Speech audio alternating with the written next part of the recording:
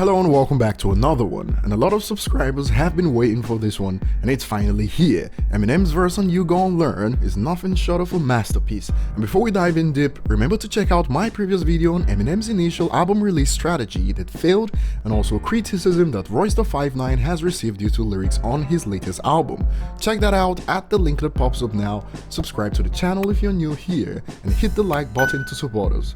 For the first few lines, Eminem gave a brief rundown of how he learned the hard way for the most part growing up before he mastered rap. So dope, from the whole road, wanted one though, they were so dope, was a head knot, cause my pockets didn't have knots, I was so broke. He states, cause my pockets didn't have knots, which conveys the message of how broke he was in the beginning. Pockets without knots wouldn't be able to hold money or anything, putting it in a literal sense, because the money will fall through, and knots there could also allude to a bundle of cash in a rubber band, like you often see in series like Power, since drug dealers are forced to deal in cash. This ties in back to the beginning where he stated never so dope. Things started getting good when he honed his skills, and Eminem adds, Then I began to explode, detonate, now the east side went schizo, thought my name was B-side cause they flipped over my tape. Cause I flipped over my tape there is quite clever, because to flip over something means to become very excited about something, you know, go crazy over something, and when Eminem started blowing up, cassette tapes were still quite popular. Back then, you'd have to flip over the tape from the A side to the B side to continue enjoying the music, and Eminem plays on this fact with the B side reference. So the East side went insane, crazy, and flipped over his tape, so you might as well call him B-side.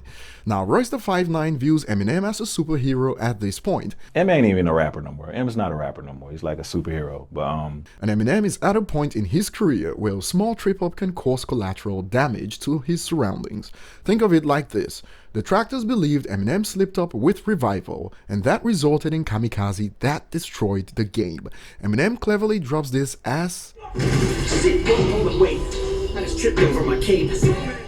the sound effects at that part of the song says it all, and that's a metaphor for what he did to the rap game after a trip-up with Revival, quite symbolic in it. And here's some of the best wordplay sections of the entire song, in fact one of the best on the entire album.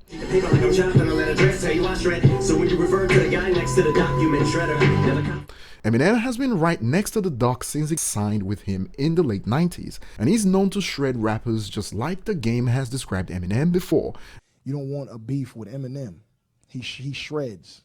He shreds MCs. Eminem plays on the sounds here. Document Shredder, which is also pretty much Document Shredder. Now, Eminem often describes himself as a villain, and Shredder is a fictional supervillain from the Teenage Mutant Ninja Turtles comic. The villain is wanted by the police, but Eminem still doesn't care. Got several bounties from vents in every county. I'm with a gal and a checkers wildly, bumping fuck the police while I'm at rallies. This is also one of the best in the song, and I'll break down why.